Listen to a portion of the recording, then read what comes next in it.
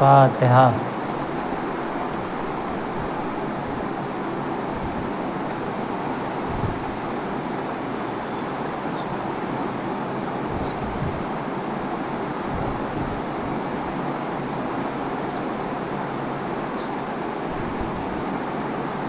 لا حول ولا قوة الا باللہ العلی العظیم۔ حسبنا اللہ ونعم الوکیل، نعم المولا ونعم النصیر۔ الحمد للہ الذی ہدانا لہذا وما كنا لنہتدی لولا ان ہدانا اللہ لقد جاءت رسل ربنا بالحق ثم الصلاة والسلام على سید الانبیاء والمرسلین خاتم النبیین محبوب رب المشرقین والمغربین جد الحسن والحسین عبد القاسم محمد صلی علی محمد وعلی آلہ الطیبین الطاہرین المعصومین لا سیما بقیۃ اللہ فی الارضین واللعن الدائم علی اعدائہم اجمعین۔ اما بعد فقد قال اللہ الحکیم فی کتابہ الکریم۔ بسم اللہ الرحمن الرحیم۔ وما خلقت الجن والانس الا لیعبدون۔ صلوات محمد۔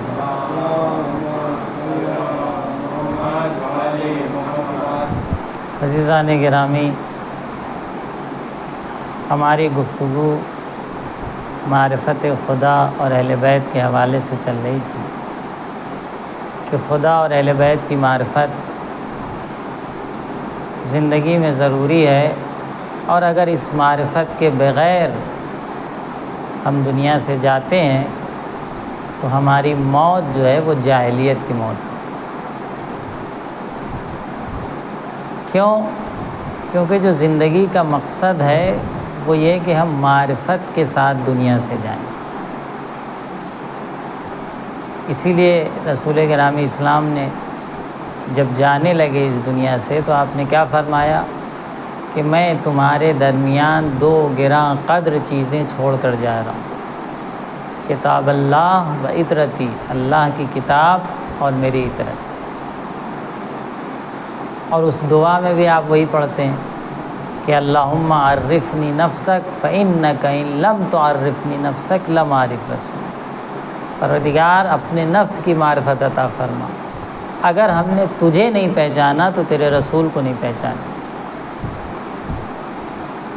اللہم عرفنی رسولک، پروردگار اپنے رسول کی معرفت عطا فرما کہ اگر تیرے رسول کو نہیں پہچانیں گے تو تیری حجت کو نہیں پہچانیں۔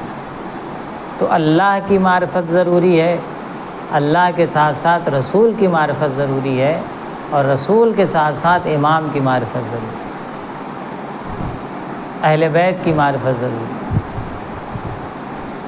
بہت سے لوگ ہیں دنیا میں جو کلمہ پڑھتے ہیں، لا الہ الا اللہ کہتے ہیں، محمد رسول اللہ کہتے ہیں، لیکن اہل بیت کی ولایت سے دور ہیں، اہل بیت کی معرفت سے دور ہیں۔ اور حدیث میں ملتا ہے کہ اگر کوئی شخص سالوں عبادت کرتا رہے، خانہ کعبہ کے پاس شہید کر دیا جائے، اور پتہ نہیں کیا کیا اعمال کرتا رہے، لیکن اگر اس کے دل میں ولایت اہل بیت و محبت اہل بیت نہیں پائی جاتی تو وہ شخص نماز پڑھے یا کوئی دوسرا قبیح فعل انجام دے، کوئی فرق نہیں۔ ولایت اتنی ضروری ہے۔ کیوں؟ کیونکہ ولایت کے بغیر آپ ہدایت کے راستے پہ نہیں چل سکتے۔ آپ قرآن کریم میں جب نماز پڑھتے ہیں تو آپ کیا دعا کرتے ہیں؟ جب انسان نماز پڑھتا ہے تو کیا دعا کرتا ہے؟ یہ تو دعا کرتا ہے کہ ایاک نعبد و ایاک نستعین، صرف تیری عبادت کرتے ہیں اور تجھ سے مدد مانگتے ہیں۔ اہدنا الصراط المستقیم، ہمیں سیدھا راستہ دکھا دے۔ صراط الذین انعمت علیہم، ان کا راستہ دکھا دے کہ جن پر تو نے نعمتیں نازل کی۔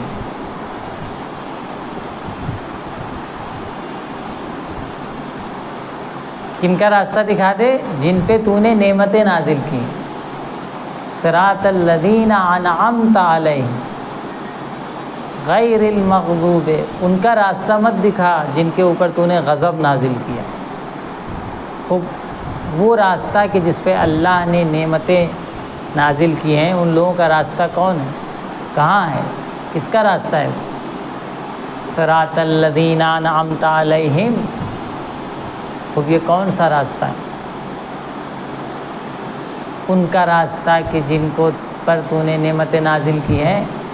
تو دوسرے مقام پر ارشاد ہو رہا ہے قرآن کریم میں کہ وَمَن يُطِعِ اللَّهَ وَالرَّسُولَ، جو اللہ کی اطاعت کرتا ہے، رسول کی اطاعت کرنا ہے، فَأُولَٰئِكَ مَعَ الَّذِينَ أَنْعَمَ اللَّهُ عَلَيْهِمْ، تو وہ لوگ ان کے ساتھ ہیں جن پر اللہ نے نعمت نازل کیا۔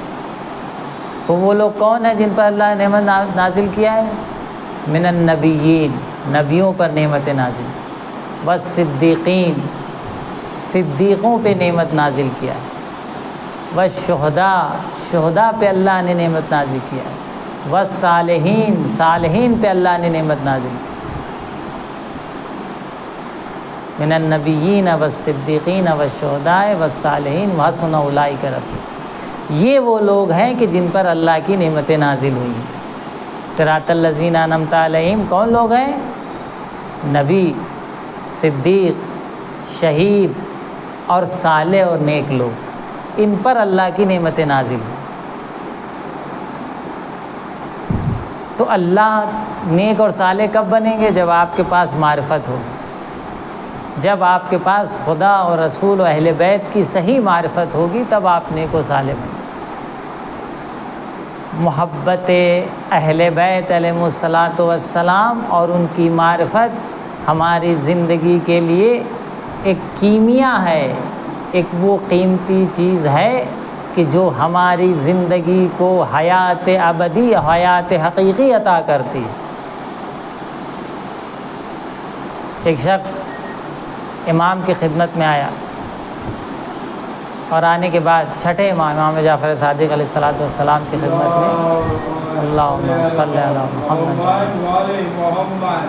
اور آنے کے بعد اس نے ایک جملہ کہا، امام سے کہا میں غریب ہوں، میں پریشان ہوں، غریب ہوں، میرے پاس کچھ ہے نہیں مال دنیا، مجھے تھوڑی ہیلپ کی ضرورت ہے۔ تو امام نے کہا کہ میں تو تمہیں غریب نہیں دیکھ رہا ہوں، میں تمہیں غریب نہیں دیکھ رہا ہوں، تمہیں یہ لگ رہا ہے کہ میں غریب ہوں، تم غریب ہو لیکن تم غریب نہیں۔ کہ مولا مذاق نہ کریے، مذاق نہ کریے، میں غریب ہوں، آپ میری حالت کو دیکھ سکتے ہیں، آپ میری کنڈیشن کو دیکھ سکتے ہیں۔ کہ اچھا یہ بتاؤ کہ سامنے جو پہاڑ نظر آ رہا ہے، اگر اس پہاڑ کو میں سونے کا بنا دوں اور یہ کہوں کہ یہ سونے کا پہاڑ تمہارا ہے، لیکن ایک شرط پر کہ تمہارے دل میں جو ہم اہل بیت کی محبت پائی جاتی اس کو نکال دو، تو کیا یہ کام تم کرو گے؟ اس نے کہا نہیں، ہرگز نہیں ہو سکتا کہ آپ کی محبت نکال دیں اور دنیا تک پہنچ جائیں، سونے کے پہاڑ تک پہنچ جائیں، بہت بڑی بات ہے۔ ہمیں اگر کوئی 10 20 50 کروڑ دینے لگے تو ہم تقیہ شروع کر دیں گے، کہیں ہاں کوئی بات، ماننے میں کیا جاتا ہے، بعد میں اپنا دل سے تھوڑی مانا ہے، زبانی سے تو مانا ہے، یہی ہوتا ہے نا۔ لیکن اس کے دل میں حقیقی محبت تھی، اس نے کہا نہیں مولا، یہ نہیں ہو سکتا کہ ہم اپنے دل سے آپ کی محبت کو نکال دیں، یہ بالکل ممکن نہیں ہے۔ تو کہا پھر تم کیسے غریب ہو جس کے پاس اتنا قیمتی سرمایہ ولایت اہل بیت کی شکل میں پایا جاتا ہے، وہ کیسے غریب ہو سکتا ہے؟ اور شاعر نے کیا خوب کہا کہ وہ کہاں غریب ہوتا ہے جس کا مولا امیر ہوتا ہے۔ مولا امیر کس حوالے سے ہیں؟ کیونکہ ان کی جو محبت ہمارے دل میں پائی جاتی ہے، ان کی جو ولایت ہمارے دل میں پائی جاتی ہے، ان کی جو مودت ہمارے دل میں پائی جاتی ہے، اس کی جو اہمیت ہے اس کو بیان نہیں کیا جا سکتا۔ اور حدیث میں یہاں تک ملتا ہے کہ لو احبنا حجر لحشرہ اللہ معنا، اگر ہم سے ایک پتھر بھی محبت کرے گا، پتھر تو جاندار نہیں ہے، پتھر تو بے حس ہے، فرمایا کہ اگر ایک پتھر بھی ہم سے محبت کرے گا تو خدا اس پتھر کو قیامت کے دن ہمارے ساتھ محشور کر دے۔ آپ سوچیں،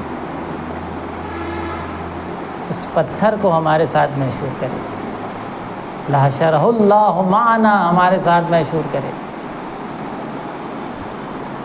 تو آئیے در اہل بیت سے جڑ جائیں، صداقت کے ساتھ، سچے دل کے ساتھ، ایمانداری کے ساتھ اہل بیت کی جو محبت ہے، حقیقی محبت، خالص محبت جو اہل بیت کی، وہ آپ کے دل کو صفا عطا کرتی ہے، دل کو نورانیت عطا کرتی، دل کو پاکیزگی عطا کرتی، اور آپ کی معرفت میں اضافہ ہوتا چلا جاتا ہے۔ دل کو نورانیت ملتی ہے، کیونکہ یہ دل بالکل اسی طریقے سے ہے کہ کوئی لوہے کی چیز، لوہے کا چاقو، چھری، تلوار، آپ اس کو کہیں چھوڑ دیں، اس پہ پانی گر رہا ہے، گرد و غبار گر رہی ہے، تو اس پہ کیا ہوتا ہے؟ زنگ لگ جاتا ہے، چھری پر زنگ لگ جاتا ہے۔ جب زنگ لگ جاتا ہے تو آپ کیا کرتے ہیں؟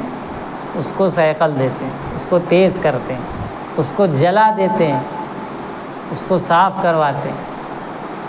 یا زنجیر، جو لوگ ماہ محرم میں عاشور کے دن زنجیر کرتے ہیں، ان کو بھی آپ نے دیکھا ہوگا کہ ہر سال اس کو سام دھروائی جاتی، صیقل کروایا جاتا ہے۔ تو انسان کا جو دل ہے وہ بھی ایسے ہی ہے، جب نصیحت کی باتیں نہیں سنتا، جب اچھی باتیں نہیں سنتا، جو موعظہ نہیں سنتا، جب اچھے لوگوں کے ساتھ اٹھتا بیٹھتا نہیں ہے، دنیا میں اور دنیا پرستی میں لگا رہتا ہے، تو اس دل میں بھی زنگ لگ جایا کرتا ہے۔ اور اس زنگ کو دور کرنے کے لیے ذکر اہل بیت، ذکر خدا مؤثر ہوا کرتا ہے۔ یہ مجالس ہمارے دل کے زنگ کو دور کرتی، یہ مجالس نورانیت کو ہمارے دل میں بڑھاتی۔ امام کی محبت اور امام کا جو وجود ہے وہ نور ہے، نور۔ اسی لیے حدیث میں ملتا ہے کہ واللہ لنور الامام فی قلوب المؤمنین انور من شمس المضیہ، امام کا نور مومنین کے دلوں میں اس سورج سے زیادہ روشن ہے جو چمک رہا ہے۔ اور یہ کیسے ہوتا ہے؟ یعنی وہ جو محب اہل بیت ہیں، جن کے دل میں اہل بیت کی محبت پائی جاتی ہے، وہ خود محبت نور ہے۔ اور اسی لیے ملتا ہے کہ ایک مشہور شاعر تھے امام کے زمانے، ایک صلوات بھیجے پر محمد والے تو پانی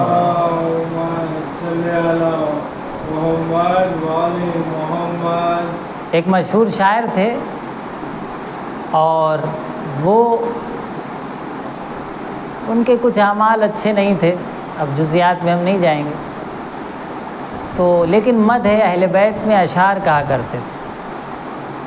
کچھ غلط عادتیں یا کچھ غلط اعمال بھی تھے ان کے۔ صلوات بھیجے بر محمد و آل محمد بلند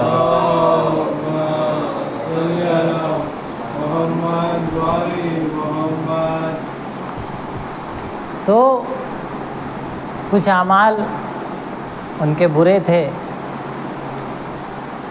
تو ایک بیک جب ان کے انتقال کا وقت آیا، یعنی امام کے دور کا واقعہ ہے، خود معصوم موجود تھے اس زمانے کا واقعہ، تو ہوا ایسا کہ جب روح قبض ہونے کا وقت آیا تو ان کے چہرے پر، جو وہاں لوگ موجود تھے انہوں نے نقل کیا کہ ان کے چہرے پر ایک تاریکی سی ظاہر ہونے لگی، سیاہی سی ظاہر ہونے لگی، چہرہ سیاہ پڑنے لگا۔ تو سب تعجب کرنے لگے کہ ارے یہ تو اچھے شاعر تھے اور مدح اہل بیت میں قصیدے پڑھتے تھے، ان کے دل میں تو محبت اہل بیت پائی جاتی تھی، ایسا کیسے ہو رہا ہے ان کی، اس طرح سے کیوں ہو رہا ہے؟ خیر وہ سیاہی جو چہرے پہ سیاہی اور کالا پن ظاہر ہو رہا تھا، وہ بڑھتا گیا، پورے چہرے پر چھا گیا، اور اس کے بعد پیشانی تک پہنچا تو ایک نقطہ سفید بچا ہوا تھا پیشانی پر۔ یہ دیکھیے محبت اہل بیت کا اثر اور محبت اہل بیت کا نتیجہ دیکھیے کہ اگر انسان کے کچھ اعمال یا کچھ غلطیاں یا خطا ہو بھی جاتی ہے، لیکن اگر سرشار ہے دل محبت اہل بیت سے تو وہ محبت انسان کو مدد کرتی ہے۔ البتہ اس کا مطلب یہ ہرگز نہیں ہے کہ ہم اپنے اعمال کو درست نہ کریں۔ اعمال کچھ اچھائیاں ہوں گی، کچھ اچھے اعمال ہوں گے، نہ جانے میں نہ چاہنے میں، شیطان کے بہکانے میں، کسی کے ورغلانے میں اگر کوئی برا عمل ہو گیا تو اللہ جو ہے انشاءاللہ اپنے رحمت واسعہ کے صدقے میں وہ ہمیں معاف کرے گا۔ لیکن کوشش یہ ہونی چاہیے کہ ہمارا کوئی بھی عمل برا عمل نہ ہو، کیونکہ جیسے ایک اچھا عمل خدا کو پسند آ جاتا ہے، ویسے ہی کبھی کبھی ساری نیکیاں بھی ایک برے عمل سے برباد ہو جائے گا۔ ایک برے عمل سے ساری نیکیاں برباد ہو جاتی۔ اس لیے ضروری ہے کہ ہم کوشش کریں کہ ہمارے اعمال بہتر ہوں، برائی کی طرف ہم نہ جائیں، نیکیوں کی طرف جائیں۔ تو بہر صورت وہ نورانی نقطہ صرف ایک اس کی پیشانی پہ بچا ہوا تھا، اور باقی جو ہے چہرہ سیاہ پڑ گیا۔ اب لوگ بہت ہی عجیب و غریب باتیں کرنے لگے کہ لگ رہا ہے کہ اس کے دل میں محبت اہل بیت جو تھی اور اعمال بہت زیادہ خراب تھے، اور محبت بھی جو تھی بہت کچھ خاص کام نہیں آئی، جس طرح کی لوگ باتیں کرتے ہیں۔ لیکن اس کے دل میں محبت اہل بیت حقیقی طور پر پائی جاتی تھی، شاعر تھا۔ وہ سفید نقطہ جو پیشانی پہ بچا ہوا تھا، وہ نقطہ تھوڑی دیر بعد پھر سے بڑھنے لگا، پھر سے سفید ہونے لگا، اور بڑھتے پھر سے پورا چہرہ سفید ہو گیا۔ یہ وہ نقطہ وہی تھا جسے ہم کہتے ہیں محبت اہل بیت، ولایت اہل بیت، اس نے اسے بچا لیا۔ تو کہنے کا مقصد یہ ہے کہ کبھی کبھی انسان کی جو برائیاں ہیں وہ بھی اس کے تحت و شعاع چلی جاتی۔ اگر واقعاً حقیقی محبت ہے، حقیقی چاہنے والا ہے، اس نے توسل کیا ہو، امام کو بلایا ہو، اہل بیت سے توسل کیا ہو، جو بھی کیا ہو، اللہ نے اس کو اس عذاب سے گویا بچا لیا۔ تو عزیزوں، ضرورت ہے کہ ہم اپنے اور اپنے بچوں کو، اپنی اولاد کو محبت اہل بیت، معرفت اہل بیت اور معرفت خدا پر پروان چڑھائیں۔ خدا کی صحیح معرفت، اہل بیت کی صحیح معرفت لے کر ہمارے بچے اٹھیں، اور ان مجلسوں میں یہ سب چیزیں بیان ہونی چاہیے، مجلسوں میں بیان ہونی چاہیے، کیونکہ مجلسوں کے علاوہ ہمیں سننے کو بہت کم ملتا ہے۔ ہمیں نہ فرصت ہے اور نہ ہمیں اتنا کوئی بیان کرنے والا ہے۔ ہم اپنے کام میں مصروف رہتے ہیں، یہاں کا کام، وہاں کا کام، یہ کام، وہ کام۔ یہ مجلسوں میں معرفت اہل بیت، ذکر اہل بیت، احادیث اہل بیت، تاریخ اہل بیت، زندگی اہل بیت اس انداز سے بیان ہو کہ ہمارے وجود پر ہماری زندگی پر اس کا اثر ظاہر ہو۔ ہم کچھ لے کر اٹھیں، صرف جان کے نہ اٹھیں بلکہ ایک مضبوط ارادہ لے کر اٹھیں مجلس سے کہ ہم نے جو سنا ہے اس پر عمل کرنا ہے، اس پہ آگے بڑھیں۔ لے کر اٹھیں کا مطلب یہ نہیں کہ ہاں کچھ معلومات مولانا نے دے دیا بس ٹھیک ہے، وہ کافی نہیں ہے۔ ایک عزم و ارادے کے ساتھ اٹھیں، ایک نئے جوش و ولولے کے ساتھ اٹھیں، ایک نئی ہمت کے ساتھ اٹھیں، ایک نئے شوق کے ساتھ اٹھیں کہ ہم نے جو سنا ہے اس پر عمل کرنا ہے، دین کی تعلیمات کو سیکھنا ہے، اس پر پابند ہونا، شریعت کو جاننا ہے اور اس پر عمل کرنا ہے، اچھے اعمال کو سیکھنا ہے اور اس پر عمل کرنا ہے، برائی سے دور کرنا ہے، معاشرے کو نیک بنانا ہے، معاشرے کو اچھائی کی طرف لے جانا ہے، معاشرے کو برائی سے روکنا ہے، معاشرے کو کامیابی کی طرف لے جانا ہے۔ ان ہم میں سے ہر ایک کی ذمہ داری، ایک ایک فرد سے معاشرہ بنتا ہے، ایک ایک فرد سے۔ کوئی اپنے کو کم نہ سمجھے، ایک ایک فرد سے معاشرہ بنتا ہے۔ بنی آدم ز اعضائے یک پیکرن، در آفرینش ز یک گوہرن۔ شاعر نے کیا خوب کہا کہ بنی آدم ز اعضائے یک پیکرن، جیسے انسان کا ایک بدن ہے تو بدن کیسے چلتا ہے؟ اگر کوئی چیز دیکھنا ہے تو آنکھ کام کرتی ہے، اگر کوئی چیز سننا ہے تو کان ہیلپ کرتا ہے، مدد کرتا ہے، اگر کوئی چیز سونگھنا ہے تو ناک مدد کرتی ہے، اگر کہیں جانا ہے تو پیر مدد کرتا ہے، اگر کچھ اٹھانا ہے تو ہاتھ ہیلپ کرتا ہے نہیں؟ تو ہر عضو جو ہے بدن کا اپنے اپنے دستور پہ عمل کر رہا ہے۔ کچھ کھانا ہے تو دانت مدد کرتا ہے، یعنی جو کام جیسے کام کی ضرورت ہے ویسا عضو اللہ نے انسان کے بدن میں بنایا، اور یہ تمام مجموعہ مل کر ہماری زندگی کے نظام کو چلا رہا ہے۔ کوئی بات دوسرے تک ٹرانسفر کرنا ہے تو زبان مدد کرتی ہے، کھانا ہے تو منہ مدد کر رہا ہے، کچھ سونگھنا ہے کیسی ہے، خوشبودار ہے بدبودار ہے تو ناک مدد کر رہی، اگر کچھ دیکھنا ہے تو آنکھ ہیلپ کر رہی، کچھ سننا ہے تو کان مدد کر رہا ہے۔ تو یہ تمام عضو جو ہے مل کر ہمارے زندگی کے نظام کو چلا رہے ہیں۔ شاعر کہتا ہے کہ انسانوں کی مثال اس معاشرے میں بالکل اسی عضو کی طرح ہے، جیسے آنکھ کان ناک ہاتھ پیر ہیں، ویسے انسانوں کی مثال ہے معاشرے کے لیے۔ یعنی اگر ایک معاشرے کو کامیابی کی طرف بڑھنا ہے تو اسی طریقے سے ایک دوسرے کا ساتھ دینا ہوگا، جس طریقے سے انسان کے بدن کا ایک ایک عضو انسان کا ساتھ دے رہا ہے، اسی طریقے سے پورے معاشرے کو ایک دوسرے کا ساتھ دینا ہوگا تاکہ معاشرہ آگے بڑھے۔ اسلامی معاشرہ، دینی معاشرہ بالکل اسی طریقے سے ساتھ دینا ہوگا جس طریقے سے انسان کا بدن ایک ایک عضو انسان کا ساتھ دے رہا۔ کتنی اچھی مثال دیا اس نے۔ بنی آدم ز اعضائے یک پیکرن، در آفرینش، اور یہ بنی آدم اپنی آفرین میں، اپنی خلقت میں ز یک گوہرن، ایک گوہر سے، تو سب جناب آدم کے اولاد ہے نہیں ہے؟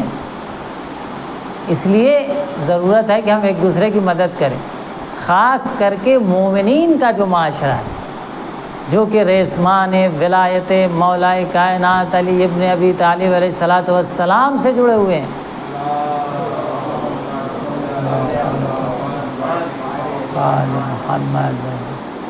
ان کو چاہیے کہ بدن کے ایک عضو کی طرح، اعضاء کی طرح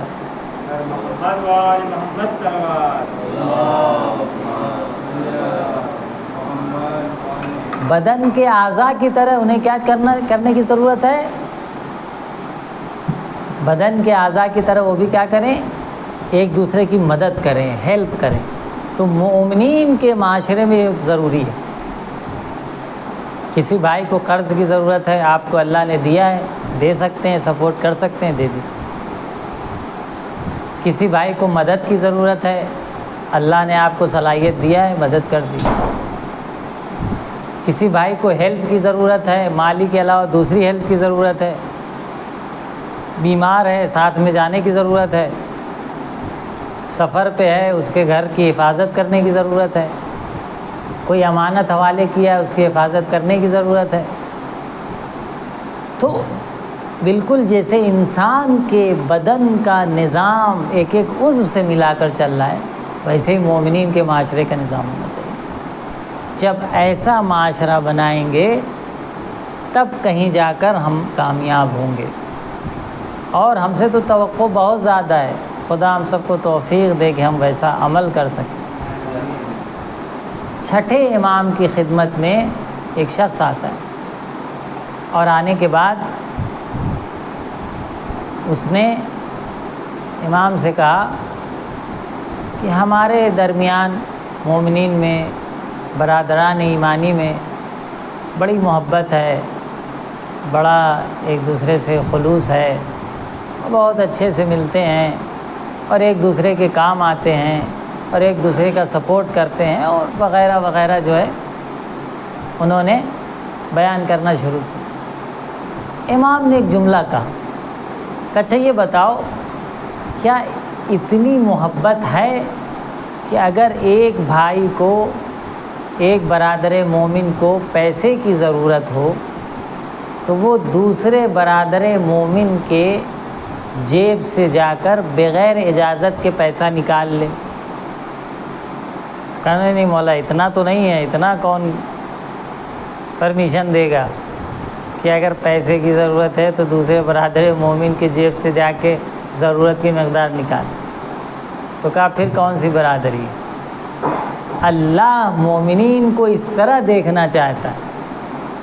آپ سوچئے برادران ایمانی کے کتنے حقوق ہیں۔ امام بتا رہے ہیں کہ اگر ایک کو ضرورت ہے تو دوسرے کی جیب سے ضرورت کی مقدار جا کے نکال لے اور اس کو کوئی اعتراض نہ ہو۔ کہاں ہے ہمارا معاشرہ؟ یہاں تو ہمارے پاس ہوتا ہے، ہم دینے کو تیار نہیں ہوتے۔ سامنے والا پریشان ہے، ہمارے پاس ہے، پھر بھی ہم دینے کو تیار نہیں، مدد کرنے کو تیار نہیں۔ مدد کر بھی سکتے ہیں۔ یہ سب کی وجہ کیا ہے؟ ایسا کیوں ہو رہا ہے؟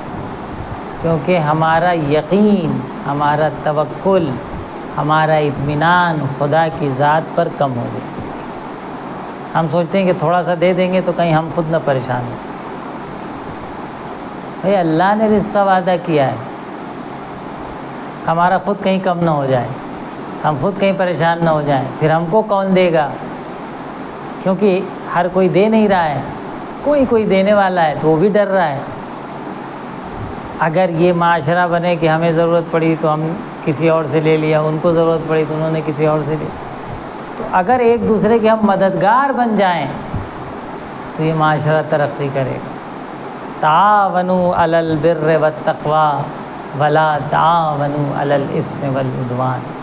قرآن کیا کہتا ہے؟ مومنین، اہل ایمان والوں، بلکہ سب کے لیے کہ نیک کاموں میں ایک دوسرے کی مددگار بن جاؤ۔ ولا تعاونوا علی الاثم والعدوان، اور گناہ پر، معصیت پر مدد نہ کرو، برے کام میں مدد نہ کرو۔ ہم برے کام میں ایک دوسرے کو سپورٹ کرتے ہیں۔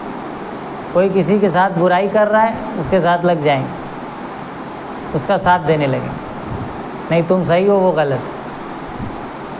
کوئی کسی کے ساتھ لڑائی کر رہا ہے ساتھ میں لگ جائیں۔ نزاع کرنے میں، لڑائی کرنے میں، جھگڑا کرنے میں، فتنہ پھیلانے میں انسان آسانی سے شروع ہو جاتا ہے، اچھے کام میں مدد کرنے کے لیے، ہیلپ کرنے کے لیے تیار نہیں۔ بنی آدم ز اعضاء یک پیکرن، در آفرینش ز یک گوہرن۔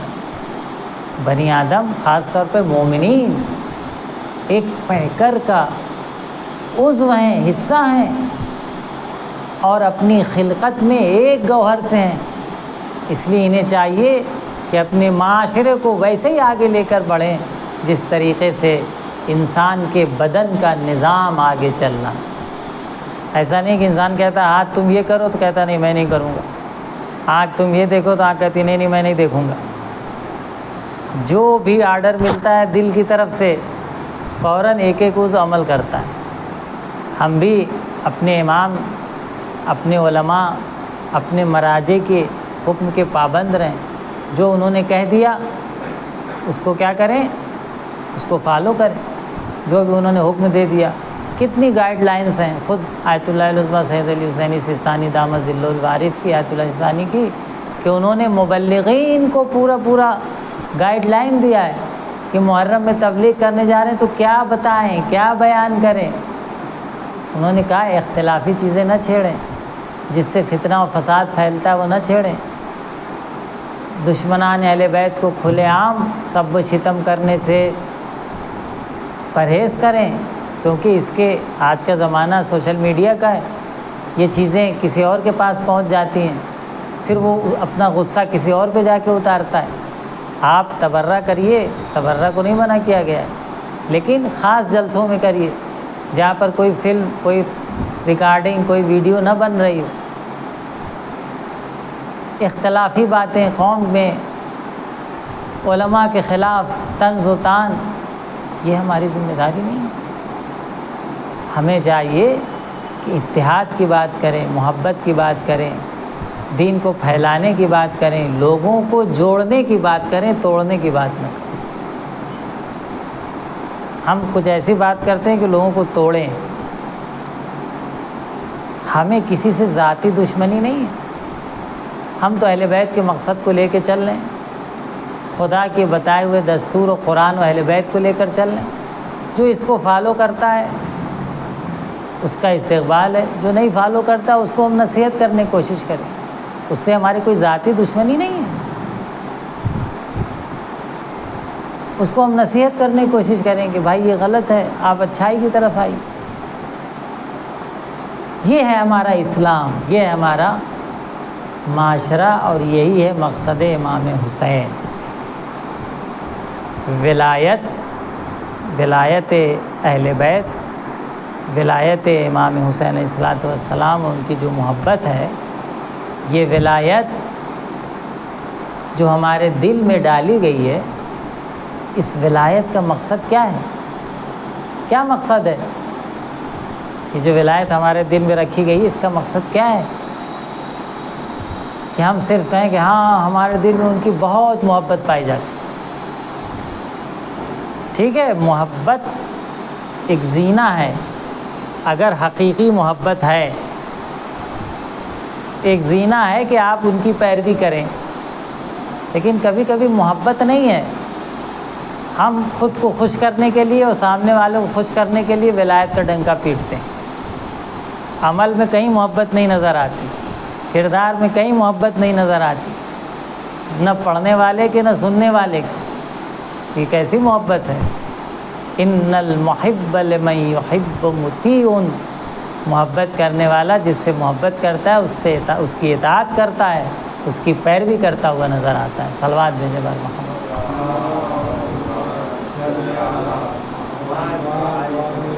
اس کا کردار، اس کا رفتار، اس کا طور طریقہ، اس کی زندگی، اس کے بچے، اس کی لائف سٹائل، اس کا کام دھام، اس کا بزنس، ہر چیز اہل بیت کے بتائے ہوئے فرمائشات کے مطابق ہوتا ہے۔ یہ محبت اہل بیت۔ آپ محبت اہل بیت کا دعویٰ کرتے ہیں، نماز نہیں پڑھتے، محبت اہل بیت کا دعویٰ کرتے ہیں، روزے نہیں رکھتے، محبت اہل بیت کا دعویٰ کرتے ہیں، حرام مال کھا رہے ہیں۔ یہ کون سی محبت ہے؟ یہ محبت نہیں ہے، اپنے کو خوش کرنا ہے۔ بس یہ کہ ہم ان کو مانتے ہیں، ماننا کافی نہیں ہے، محبت حقیقی ہونی چاہیے کہ وہ جو چاہتے ہیں اس کو ہم فالو کریں، کوشش کریں۔ خدا کی محبت، قرآن کیا کہتا ہے؟ الذین آمنوا اشد حبا للہ، جو لوگ ایمان لائے ہیں ان میں سے کچھ لوگ ایسے بھی ہیں جو خدا سے شدید محبت کرتے ہیں۔ شدید محبت یعنی کیا؟ یعنی خدا کی اطاعت کرتے ہیں، خدا کی پیروی کرتے ہیں، گناہوں سے دوری کرتے ہیں، غلط کاموں سے دوری کرتے ہیں، تب یہ محبت حقیقی بنتی ہے۔ صرف دعویٰ کر دینے سے، زبانی شور مچا دینے سے کہ ہم محبت کرنے والے ہیں، تھوڑی محبت ہوتی ہے۔ محبت کا تظاہر کرنا اور ہے، حقیقی محبت اور ہے۔ محبت کا اظہار اور تظاہر کرنا کہ ظاہر میں ہم بہت ان سے چاہتے ہیں اور تھوڑا رو لیا آنسو بھائی۔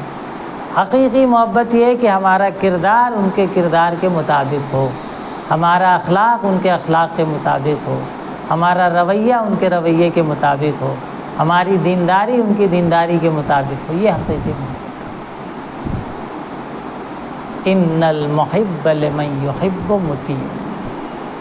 کربلا میں جو امام حسین کے ساتھ آئے تھے وہ بھی امام حسین سے محبت کرتے تھے، لیکن کیسی محبت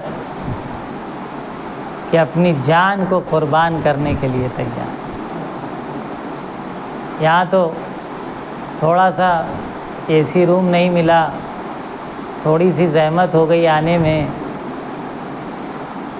تھوڑا سا پیسہ کم دے دیا، لفافہ کم دے دیا، شروع ہو جاتے ہیں۔ محبت کے دعوے بڑے بڑے، ولایت کا دعویٰ بڑا بڑا ہے، ولایت، ہم ولایت کے قائل ہیں، ولایت کے قائل ہیں۔ اتنی زیادہ ولایت کے قائل ہیں تو کم از کم ان کے کردار کو تو فالو کریں۔ ہم کہاں جا رہے ہیں؟ کربلا میں جو امام حسین جن کو لے کر آئے تھے وہ بھی امام حسین سے محبت کرتے تھے، لیکن کیسی محبت؟ اسلام کے لیے جان دینی ہے تو مولا اپنی جان کو آپ کے قدموں میں ہم پیش کرتے ہیں۔ جب جناب قاسم سے پوچھا گیا کہ بیٹا موت تمہارے نزدیک کیسی ہے، تو جناب قاسم نے کیا کہا؟ الموت عندی احلی من العسل۔ موت میرے نزدیک شہد سے زیادہ ایسی قربانی دینے آئے تھے۔ جب شب عاشور امام حسین علیہ السلام نے مہلت مانگی ہے کہ ہمیں ایک شب کی مہلت دی جائے، تو اس شب میں کربلا والوں نے کیا کیا؟ تلاوت قرآن کیا، نمازیں پڑھی، دعائیں کی، عبادتیں کی، یعنی ایک شب کی جو مہلت مانگی ہے وہ خدا سے راز و نیاز کے لیے۔ یہ ہے حقیقی محبت کہ آپ نے فرمایا کہ جو اصحاب مجھے ملے مجھ جیسے اصحاب کسی۔ عزیزو، آئیے امام حسین کی جو ہم عزاداری کر رہے ہیں وہ عزاداری معرفت کے ساتھ کریں۔ ہماری عزاداری شہزادی قبول فرمائے، اور معرفت کے ساتھ عزاداری کرنے میں شور شرابہ، دعوے داری مہم نہیں ہے، آپ کے دل کی وابستگی مہم ہے، آپ کے دل کا خلوص مہم ہے، کتنا آپ کا دل خالص ہے۔ ایک ضعیفہ تھی، جب اس کا انتقال ہوا تو اس کی جہاں پہ اس کو دفن کیا گیا اس کی قبر کے اطراف سے 40 قبر تک عذاب ہٹا لیا گیا۔ ایک دوست نے دوسرے دوست سے کہا تھا کہ بھائی جب تمہارا انتقال، ہم میں سے کسی ایک کا انتقال ہوگا تو دوسرا آ کے خبر دے گا کہ اس کے ساتھ کیا ہوا۔ تو ایک دوست کا جب انتقال ہو گیا تو دوسرا دوست انتظار کر رہا تھا۔ 40 دن بعد وہ خواب میں آیا، کہا تم نے تو وعدہ کیا تھا خواب میں آؤ گے، کیوں نہیں آ رہے تھے؟ کہا مہلت ہی نہیں مل رہی تھی، عذاب میں گرفتار تھے۔ کہا آپ کیسے مہلت مل گئی؟ کہا مہلت یوں ملی کہ ہماری قبر کے پاس ایک خاتون کو دفن کیا گیا، اور اس کو دفن کرنے کے بعد 40 قبر کے اطراف سے عذاب کو ہٹا لیا، تب ہمیں اجازت ملی اور ہم آئے۔ تو جا کے ذرا پوچھو، تو اپنی حالات بتایا، کہا ذرا پوچھو کہ وہ خاتون کون ہے۔ خیر یہ خواب سے بیدار ہوا، اس کو سوال ہوا کہ وہ معلوم کرے کون ہے۔ گیا پوچھا کہ کس کو دفن کیا گیا ہے، کہا ایک خاتون ہے۔ اس کے گھر پہنچا پوچھتے ہوئے، تو گھر پہنچ کے پوچھتا ہے کہ یہ بتاؤ کہ یہ جو ضعیفہ تھیں، آپ کی جو ماں تھیں، بیٹے سے پوچھتا ہے وہ کون سا اچھا عمل انجام دیا کرتی تھی، کون سا نیک عمل انجام دیا کرتی؟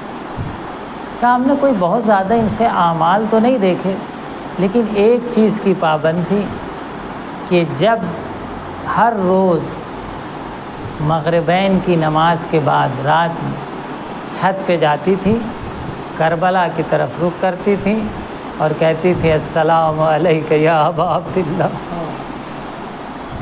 امام حسین کو صدق دل سے سلام کرتی تھی، زیارت امام حسین پڑھتی تھی۔ اللہ اکبر! ایک سلام، ایک زیارت انسان کو اس عظمت پر پہنچا دیتا ہے کہ 40 قبروں سے اس کے صدقے میں عذاب کو ہٹا دیا۔ یہ ہے کربلا۔ اجرکم علی اللہ۔ ہاں عزیزوں، آپ مسلسل آنسو بہا رہے ہیں، غم منا رہے ہیں۔ آج 5 محرم ہو گئی ہے ظاہراً، اور مختلف لوگوں کے مصائب، مختلف اصحاب کے مصائب سن رہے ہیں۔ کربلا میں بہت سی قربانیاں پیش کی گئیں، ان قربانیوں میں ایک قربانی جناب اون محمد کی قربانی۔ جناب زینب اپنی قربانیاں لے کر آئی تھی۔ وہ قربانیاں کون تھیں؟ اون محمد تھے۔ ایک مرتبہ اون محمد اپنی مادر گرامی سے کہتے ہیں، مادر گرامی ماموں جان سے ہمیں بھی اجازت دلوا دیجیے۔ پہلے ماموں جان کی خدمت میں آتے ہیں، کہتے ہیں ماموں جان کیا ہمیں بھی مرنے کی اجازت ہے؟ کہا نہیں بیٹے، تم لوگ ابھی چھوٹے ہو، جاؤ اپنے مادر گرامی کے پاس۔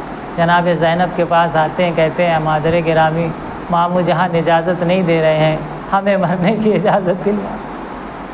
جناب زینب اون محمد کو لے کر آتی ہیں، اور آنے کے بعد امام حسین سے کہتی ہیں بھیا کیا ہماری قربانی قبول نہ کی جائے؟ کیا بہن زینب کی قربانی قبول نہ کی جائے؟ جب اصرار بڑھا تو بہت اصرار کے بعد امام حسین نے اجازت دیا۔ جناب اون محمد کی عمر بہت زیادہ نہیں تھی۔ جناب عباس نے ان دونوں شہزادوں کو گھوڑے پر سوار کیا۔ سوار کرنے کے بعد چھوٹی چھوٹی تلواریں ان کے حوالے کی۔ اون محمد نے ایک دوسرے سے بات کیا کہ بھیا ہم جب لڑتے رہیں گے تو تھوڑی تھوڑی دیر بعد ایک دوسرے کی آ کر خبر لیتے رہیں گے۔ دونوں نوجوان ایک مرتبہ مقتل کی طرف بڑھتے ہیں، جنگ کرنا شروع کرتے ہیں۔ جنگ کرتے کرتے ایک مرتبہ اون کو کی آواز آتی ہے بھیا محمد کہاں ہو؟ پھر دوسری طرف سے محمد کی آواز آتی ہے بھیا اون کہاں ہو؟ ہاں عزیزوں، دونوں شہزادے لڑکھڑا کر زمین پر گرتے ہیں۔ امام حسین ان کی بالین پر پہنچتے ہیں، کیا دیکھتے دونوں شہزادے تڑپ رہے ہیں۔ حسین نے دونوں کے لاشیں کو اٹھایا، خیمے میں لا کے لٹا دیا۔ تمام خواتین، تمام مخدرات خیمے میں آ کر اون محمد کا ماتم کرنا شروع کر دیا، لیکن جناب زینب نہیں آتی ہیں۔ کیوں؟ کیونکہ جناب زینب نہیں چاہتی تھی کہ رونے کے ذریعے امام حسین کی ہمت، امام حسین کو احساس ہو کہ بہن زینب کے اوپر کیا سخت مصیبت گزری ہے، اس لیے جناب زینب رو نہیں رہی تھی۔ خیمے میں دونوں لاشوں کو لٹا دیا گیا۔ مقاتل یہ لکھتے ہیں کہ جناب زینب نے اپنے نوجوانوں کا، اپنے بچوں کا ماتم نہیں کیا، یہاں تک کہ یہ قافلہ شام پہنچا، اور شام میں جانے کے بعد جب سروں کو حوالے کیا جانے لگا تب بھی جناب زینب اپنے بچوں کا سر لینے آگے نہ بڑھی۔ جناب زینب نے صبر کیا۔ جب یہ لٹا ہوا قافلہ مدینے پہنچا ہے اور جناب زینب اپنے گھر میں پہنچی ہے، اون محمد کے حجرے میں جاتی ہے اور 2 ننھے ننھے بستر نظر آتے ہیں۔ ارے جناب زینب کا دل بھر آیا، اے میرے بچوں اون محمد، تمہاری ماں تم پر گریہ نہ کر سکی، بچوں مجھے معاف کرنا، میں بھیا حسین کا ساتھ دینا چاہتی تھی۔